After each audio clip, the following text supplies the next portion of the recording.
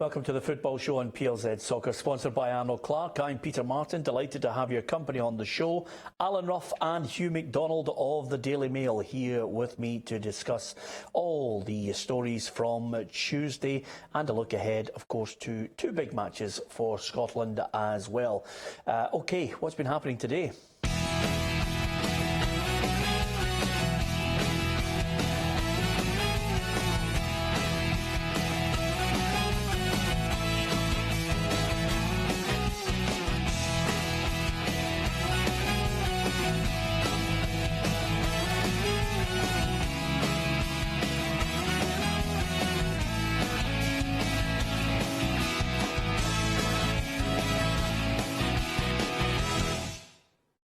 There you have it. Lots to talk about, lots to get our teeth into. First of all, no punishment for Alan McGregor. Ruffy, do you feel a sense of vindication because we have to go back a long way to that challenge from Morelos up at Pittodrie? Yeah, as I said at the time, I thought it was opening a can of worms. I think you have to put out a mark to everybody else. This is what you're going to be, you know, for the rest of the season, and I don't think we did that with Morelos, and obviously Alan McGregor does it at the weekend again, and he gets off with it.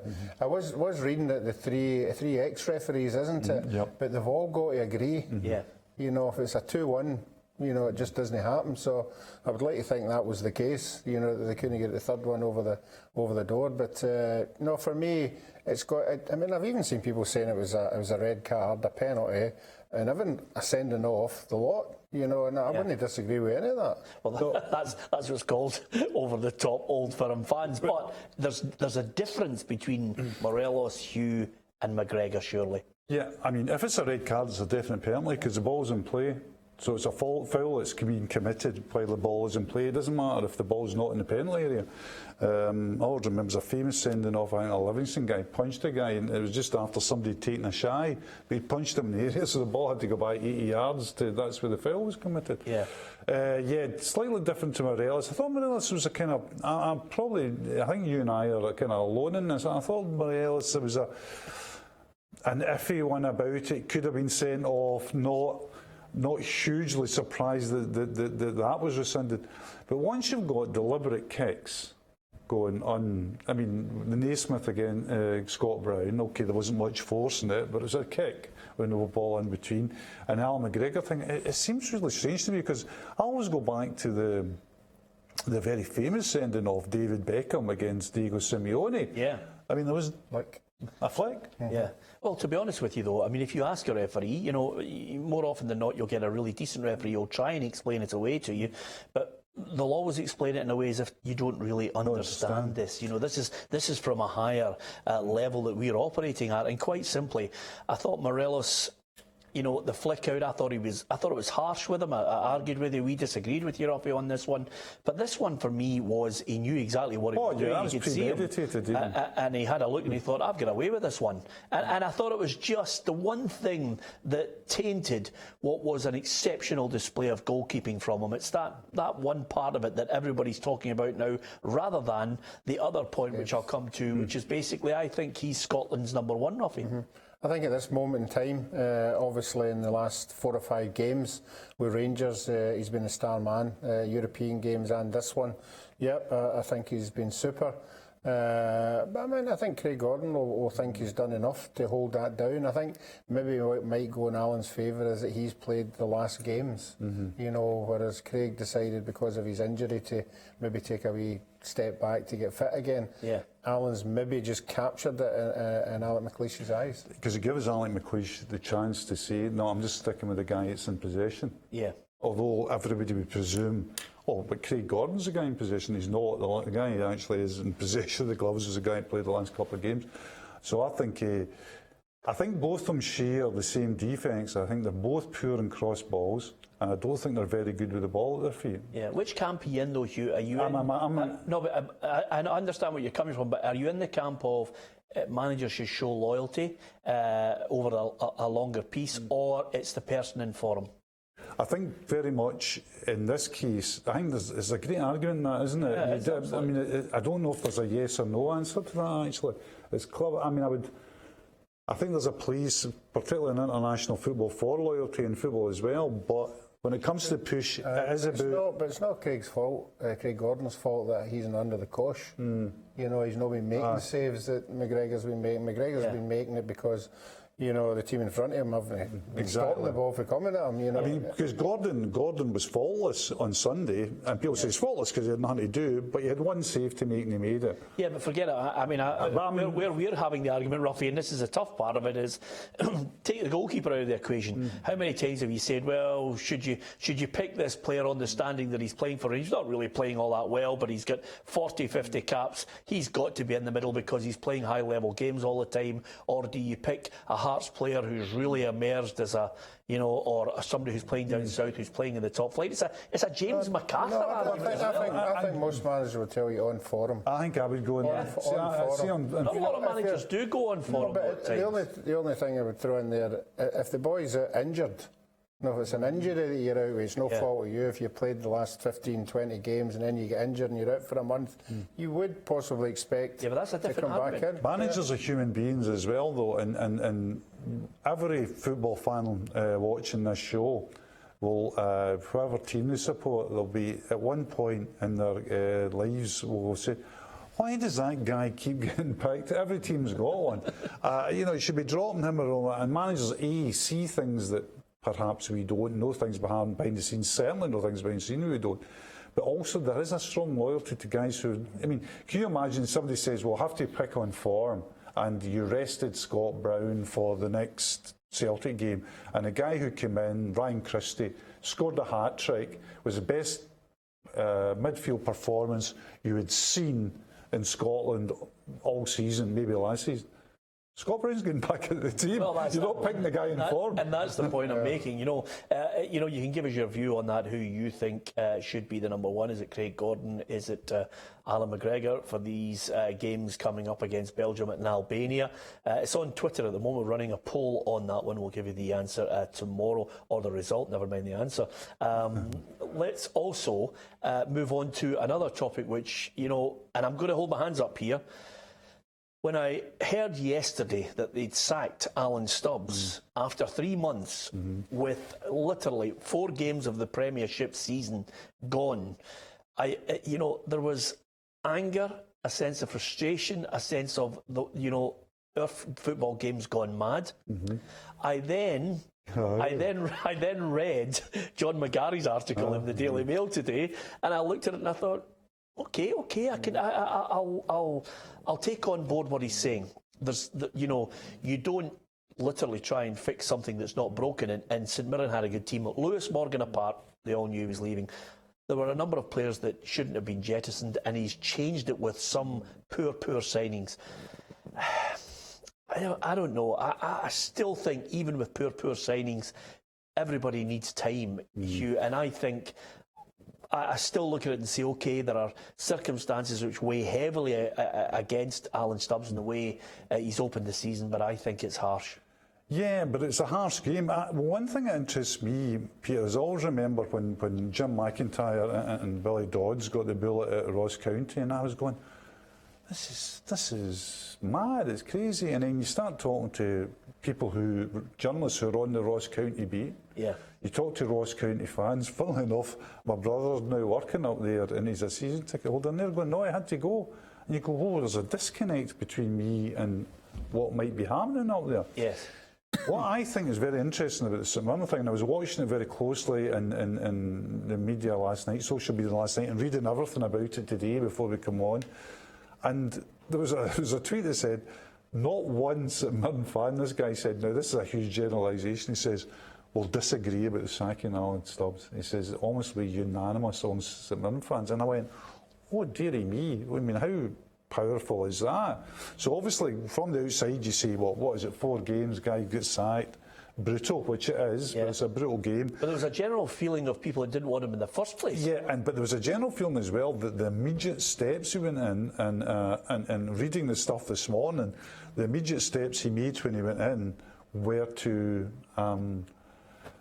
what's the word for it, disillusion or distance himself from any kind of the old team. So he left himself open there. Yeah, but can I ask you this, Hugh? And this is the debate that we'll have, and I want your thoughts on it as well, Ruffy. And St Mirren fans will obviously bombard us with their thoughts on it. You can say, yes, he had a championship-winning side.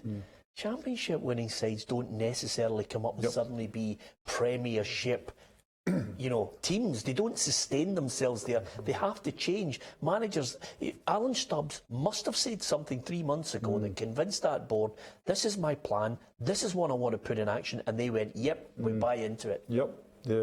I mean, I agree with you. I mean, but as you know, Peter, in business, plans dissolve in contact with reality. Yeah, well, they do, but sometimes the circumstances are that the chairman and the board suddenly start listening to people who are plotting behind the scenes. I'm not suggesting for a minute that's Alan Stubbs. I think there's a build-up of a number of things that he's made mistakes on, but I'm wondering, he would have had to have changed that team and tweaked it as well as every manager does, Hugh. Well, is it right to sack him after 4 games in the Premiership? One of them which was a victory, may I add? Well, you see the point. Both teams that have come out have sacked their managers. Yeah. I mean, we're at the first international break. Yeah, I mean, I think everything is when people are in that position, in boards, in dressing rooms, in amongst the fans, and Alan will know this, which I don't expect to be commenting, but he'll know it being a board member himself. The pressure from the outside when results go badly is huge. If you can sit and say, as a board, sit down and say, listen, okay, the results are bad. In fact, the results, a couple of results have been appalling. Right, we can suck that up because we've got an international break. We actually believe we've chosen the right man. We believe we've got the right strategy. We're just not achieving the right results. Yeah. You can say, well, we've got 2 out of 3. The most important one's the results. We've got 2 out of 3. We can say, do you know what? We go for it. But if the board have sat down and went, do you know what? We've made a mistake of this. Yeah. This isn't the right strategy. We're not going in the right direction. We've not got the right man. There's no other choice but to sack him. Yeah. Well, and I hate to, and I'm not asking you to divulge anything here, Ruffy. You can tread carefully because it's a delicate situation, but I would suggest to you that I didn't sense a real groundswell from Thistle fans sack Alan Archibald. I sensed the opposite, and I sensed a board who looked at it and said, we're going to stick by him. Yeah, no, I think, well, I wasn't there at the end of the season, but I think at the end of the season, the board and the manager were honest to each other. I think Alan knew going into the lower division, they had to hit the ground running. We had to be up there challenging. I don't think Alan would have been in any illusions if things hadn't went particularly well. Then something might have happened, and it's always the case when you get in a division. There's going to be fans on the manager's side and fans not on the manager's side, but the only way, as we all know, to stop it is winning games and playing well and giving the fans something that they can look at and say, well, we're not maybe winning today, but I was quite happy. I went away quite happy with the way he's got the team playing. He's introducing a couple of young boys for the future, that kind of thing. But as far as the St Mirren one's concerned, this owner's done it before with Alec Ray and said it's not working. Let's just cut it. Yeah. Let's just and fortunately enough, he got success by doing that, by bringing in Jack Ross, and maybe he's just saying to himself, look, this is the same sort of a scenario about to happen. I'm going to nip this in the bud right away. But just because it worked the last time doesn't mean it's going to work this time by bringing somebody else in. Well, I mean, as a club, it would not be marked by its patience. I mean, we're talking about Alec Ray, Gary Teal, Daniel Lennon. Yeah. Well, I'm glad you wrote that down because Tommy Craig, 7 months. Gary Teal, 4 months. Ian Murray, 6 months. Alec Ray, 9 months. Jack Ross, 20 months. And then Alan Stubbs, 3 months. Yep. Now, what I would say, as Jim Goodwin is now the clear favourite, I would laugh as I typed it out on Twitter. Good luck, Jim. You've got 3 games to save your job. But that's the case. If they're going this way, what are you looking for immediately now from managers? Kenny Miller bumped, and a smokescreen put up of why he was bumped, and we'll never know the truth until Kenny eventually decides to hit one back across their bow. Well, I think they missed the boat with Goodwin in the first place. Yeah, I think he was an obvious choice to go there. Not only because of his associations with the club, because I think sometimes that's overemphasised. That doesn't make you a good manager because you've been somewhere along the way. But he'd shown enough. Again, everybody rightly was talking about David Hopkins getting out of the Championship. That was a great result, don't get me wrong. But getting Alloa out of League One, where there was 2 full-time teams in it, and the way he got them out of League One, which was, winning, he had to win the last couple of games of the season, winning the playoffs against Rays Rovers, I thought, do you know what, there's something about you, young man. And I went and interviewed him, and I actually said to him, why did you not get the St Mirren job? And he was very coy about it. He never told me the story, but he said, I was approached for an interview. He said at the time I thought it was not the right time or the moment to go because of Alloa. Yeah. Whether he looks upon it as the right time and moment to go now, we shall see. Yeah, absolutely. It's a great pub debate, but unfortunately we don't have a few beers here. Well, for me and Ruffy, because Hugh doesn't drink beer anymore. But that's a 2.5 hour programme. That's how you're going to tell the procurator Thistle that. My anklet started flashing there, my bracelet. we do like to invite him to nights out and expect him to throw in his fair share in the kit. That's his problem. Okay, here's another man that had a problem. But suddenly he's got Player of the Month. Tony Watt, is he worthy of a Scotland call-up if he keeps this up? 6 goals in 9 appearances. That's a huge lift, him getting Player of the Month. For me, we'd have to start scoring a lot more goals than that. What, 6 out of 9? No, what a director you are. No. I think, did he get that on goal one that Gordon wasn't going to give him? Aye, he got him the Porteous one. Ryan Porteous one, yeah. I don't know. I don't think he's at international level. No. I just think he's a really good club player, and well done to him for scoring the amount of goals. But I don't think he's playing at a level that he's going to score goals at international level. At the minute, or just period. At the minute. You think you could be changed? Well, I think we've all seen him coming back and giving it and going, well, maybe it's this time. Well, maybe it's this time. Because we all know that the ability he's got. We just know. Don't apologise for having a strong opinion on it. I don't think he will be an international player for consideration at St Johnstone. No, and I don't think the way he looks at the moment is I've watched him this season and he's still not quite there fitness-wise. He's still got his instincts to score goals, of course. What I will say, though, is that when I first saw him coming through at Celtic, when he was coming on, I think one of the games his Motherwell he came on against, and we all know the Barcelona goal as well, Peter. I looked at him and I thought, do you know something? This, not only could you be the answer to Celtic's problems, you could be the answer to Scotland's problems. You're quick. His finishing was excellent. Yeah. He was strong. You could put him, you could hit the ball long to him, he could take it, he could run behind. Raw, but the way he was finishing, the goal, people forget, the Barcelona finish isn't an easy finish. Running through 60,000 people screaming at you to finish, and the way he finished it, nobody could finish. That was a perfect finish. Yeah. So I thought at the time, goodness gracious, and then you start talking to people and they go, but, and you just have to look. Go onto Wikipedia and just look at the list of clubs, and that tells you the story. So let's hope, for Tony Watt's sake, and maybe subsequently Scotland's sake, that this is the moment the light bulb's going on. Okay, we saw. I'll just briefly touch on it. We saw Ryan Jack saying Willie Collum should be demoted. I think we're heading into dangerous waters here when players give you that sort of headline. Hugh, I'm not having that one. Yes, particularly over something that was so absolutely contentious anyway. I noticed in Sky yesterday the head of the ex-referees in England saying yes, it was a foul, but it was a foul on Roderick by Ryan Jack himself. No, and if you're picking that out of the game as the biggest referee in error, when we've already discussed the kick out, I think you're clutching at straws. The thing that amazed me about the goal was that, and I watched it very closely, Peter, and what people have forgotten about it was the way Rangers defended that goal. Some of the Rangers defending in that goal, and I'm sure Stephen Gerrard and Gary Mack have got the guys in, Jaria, astonishing. Yeah. Astonishing defending. He gives up running back and then he doesn't track a runner. And Ali McCoy today saying if they're going to compete, they should take a leaf out of Hearts' book and just get in there. I could hear. I can hear Captain Mannering saying, "Come on now, they don't like you know that catchphrase. I don't want to say it on the programme, but nevertheless, have to get in about them."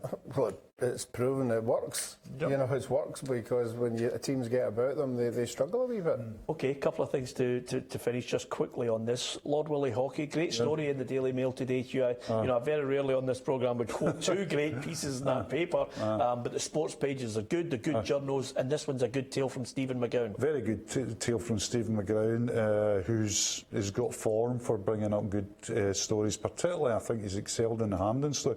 Great story. Willie Hockey has to pump in a couple of million. What he's going to act as is a bit of a guarantor, I would think. Willie Hoy's got previous on this. He's sponsored the Scottish Cup. He's always been around, Celtic director, always been around Scottish football. He's seriously wealthy. He's not a millionaire. He's a 10s, 20s million man. And my understanding is very strong that the story is more than kosher. It's bang on. Yeah, and with that in mind, as we get ever closer to that extension of the 7 days for the deal, is it Hampden? For me, yes. Okay, I don't need to ask you any more, Ruffy, because you've been resolute on that because you won't offend anybody by saying it. Let me ask you this, Ruffy. Are you filled with confidence as we go into games against Belgium and Albania?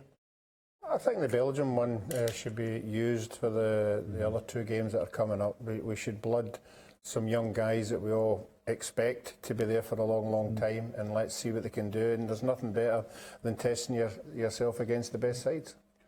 Here's the thing. Stop the clocks here. I'm very optimistic. I think not about Belgium. I mean, Belgium's out of our league, but this group that we're in the nations is a group that we should win. Yeah. It's actually a qualifying place that we should do well in. This is a deja vu. I know. Hold on a minute. Gordon, he's back at it again. And I really think we've got a great chance. And I look at the squad, Peter. And do you know something I mean, we all know we've not got centre halves that we want, but there's a lot of good things in the squad, and I'll give you Ryan Hardy is one of them, and I think in the left side with Robertson and Tierney, and midfield generally, I think we've got a decent squad. Okay, fingers crossed for that. Let's hope we can get a good positive result. We're all right in the middle. We can't score up front. We're not very good at the back, but the middle's okay. Yeah, well, exactly. Let's keep a hold of the ball in the middle. Listen, just before we go, Ruffy, I must pay tribute to Chris Doolan. He's on a goals bonus, the ghost goal. It was a stonewall goal. The referee's made a blunder with the assistant, and he's received the bonus, and he's going to give it to the Beatson charity. Well done, Chris Doolan. Brilliant stroke from him. It's a fantastic story for the boy and for the club. It just tells you all about the club. You know, we've got the Beatson charity, or our charity, and I don't think he had any hesitation whatsoever when he was told that what was going to happen, and that's a good thing about it. Footballers do good things. They just don't get enough credit. Honestly, Peter, and I'd love to tell half the stories, and we could always do a programme on how good they get a bad press at times because of things that they do in public, but generally you'll find they're a good bunch, and the stuff they do in private is astonishing, absolutely astonishing. Yeah, absolutely. Managers and players and lots of clubs do great work in the background, but then again, as many a manager tells me, there's not many people go into phone-ins and say it's a good day and well done to somebody. It's all negative stuff. Hopefully we've had some positive stuff that you agree with on the programme tonight. From Ruffy, from Hugh McDonald, from myself, Peter Martin. Thanks for watching.